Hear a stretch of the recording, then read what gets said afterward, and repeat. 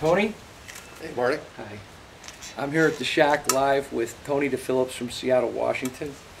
Tony's just recently been put on OSA's kingpin list. He's been designated a kingpin for the Northwest area, which I think Tony wears with a badge of honor under the Jeff Hawkins grade chart. I think that qualifies somewhere in the bad or badass SP category.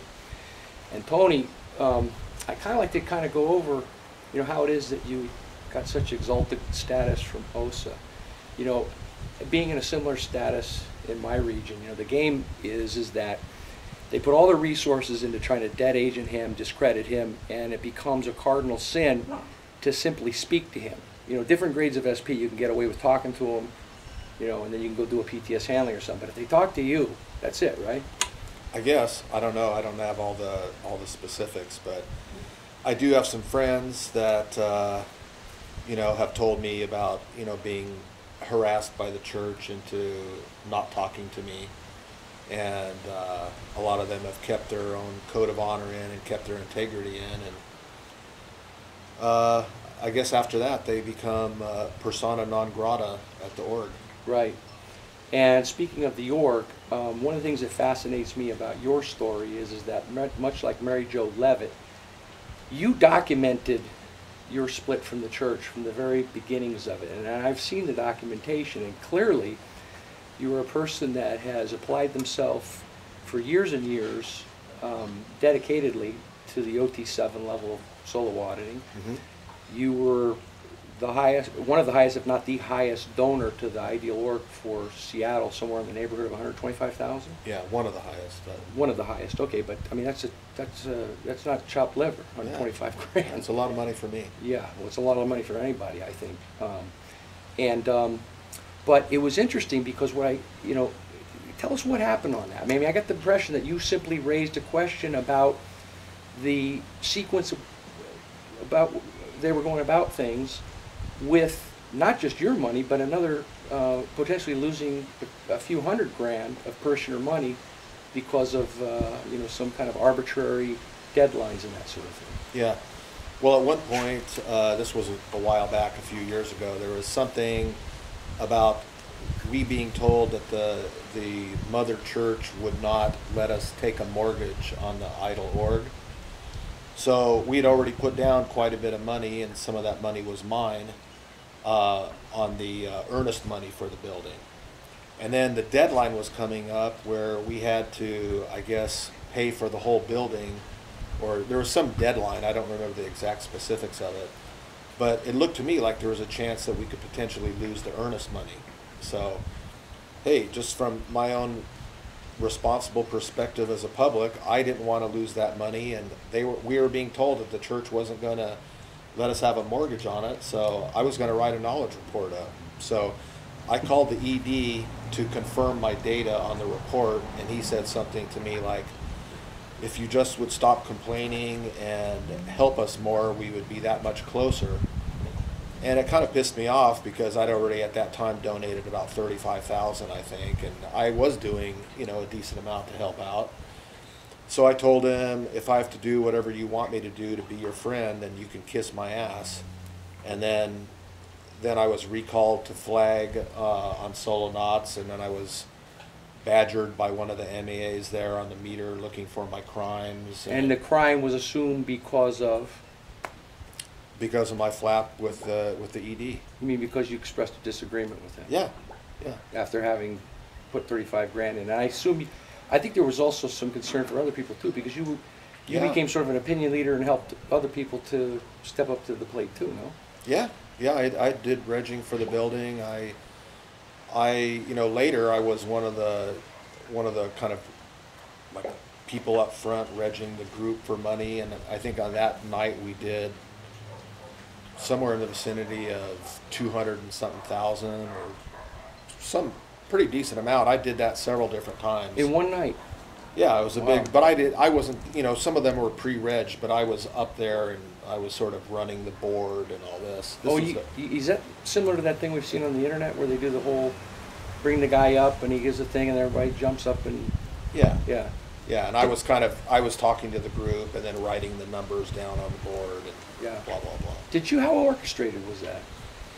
How orchestrated was it? Yeah, I mean, was there just a general pattern, or did you actually have people that would come up on cue and you had a pre-plan, or it just... Well, I mean, sometimes they did pre-regging on people, so Yeah. but I didn't know of any of the pre-regging when I went up there. Okay. And So- was it made to appear that it was spontaneous? Well, I think a lot of people giving was spontaneous. Yeah. But there was always, they always did that, the pre-regging, I think, to make sure that it didn't goose egg. Right, so that the person would get up there, much like a shill in a carnival Yeah, con. build enthusiasm. Right, right. Okay. So you went to flag, they're shaking you down, you committed a sin in talking back to an org ED. Yeah. And what happened after that? Well, as I was getting, probed on the meter for my crimes, I realized it was like the dirty your needle drill where, I couldn't really get any communication through to the MAA. Yeah. So then they wanted me to do an OW write-up, which I never really liked doing, so I told them I didn't want to do that, and I said, just go ahead and sec check me. So then I got 2 intensives of sec checking, which didn't go really good.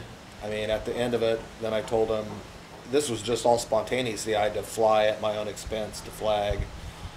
And then I basically was done. I was, they had recalled me, I was on solo knots, and after the sec check, I told them I could stay about a day or 2 more, and then I'm going to leave. And when I talked to the MAA again, I told them they could keep the materials because, I didn't really like the way I was being treated. I felt like I was being treated as a downstat when really I felt like an upstat, but I didn't want to play the game of, I didn't want to be their little whipping boy. Yeah. So at a certain point I just got in a cab and I took off. So that was the long and short of it, essentially. You didn't want to be a whipping boy, and they wanted to make you a whipping boy.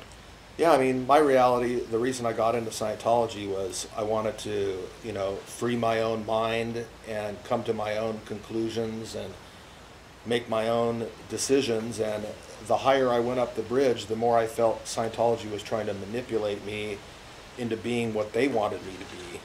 And I kept fighting that because I don't want that, and it just got more and more solid on that program that they're trying to implement. And so when I found out that they were, screwing guys like you over, dedicated Sea Org members for years, dedicated your life to helping what I thought was true Scientology, and I found out that, the leadership of Scientology was abusing its position, really.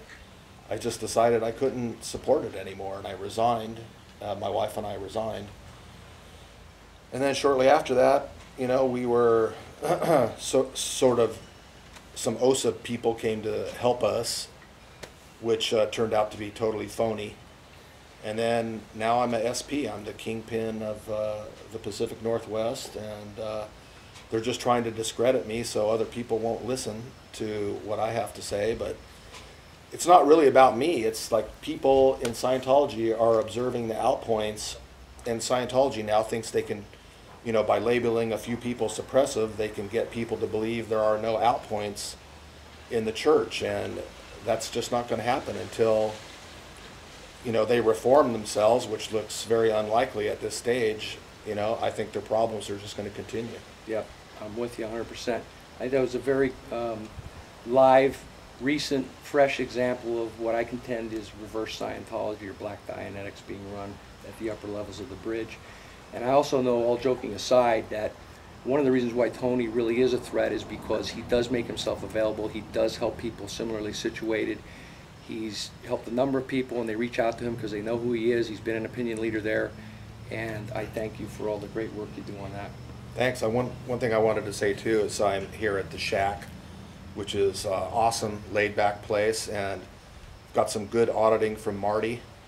I just had a session a little while ago, totally blown out, and this is what I wanted Scientology to be all along, where somebody could apply the tech to me, I could come up with my own solutions, blow some charge, have some laughs, and then come out of session and continue living my life and seeing things the way I see them. And that's what Marty's all about.